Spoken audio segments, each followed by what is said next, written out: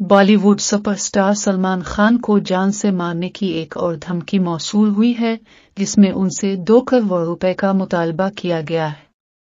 Mumbai traffic police को भेजे गए पैगाम में खबरदार किया गया है कि अगर रकम अदा न की गई तो सलमान खान को कत्ल कर दिया जाएगा। मंगल को मुंबई पुलिस ने नोएडा के सेक्टर 39 में एक 20 साला शख्स को गिरफ्तार किया, जिसने मुबैना तौर पर सलमान खान और मरहूम सियासतदान बाबा सिद्दीक के बेटे और एनसीपी के रुकन असेंबली ज़ीशान सिद्दीक को धमकी आमेज कॉल की थी। 12 अक्टूबर को बाबा सिद्दीक को उनके बेटे के दफ्तर के बाहर एक हमले में हलाक कर दिया गया, जिसकी जिम्मेदारी बाद में बदनाम जमाना लॉरेंस बिशनोई गैंग ने कबूल की। गैंग ने सलमान खान के साथ सिद्दीक की वाबस्तगी को कत्ल की वजह करार दिया। रिपोर्ट्स में शकूक और शाबात जाहिर किए जा रहे हैं कि बैरून मुल्क सिख कारकुनों और अंदरून मुल्क मुमताज मुसलमान शख्सियात को निशाना बनाने के लिए पुरतशद्दुद मुहिम में भारतीय वजीर दाखिला अमित शाह मुलव्वस हैं।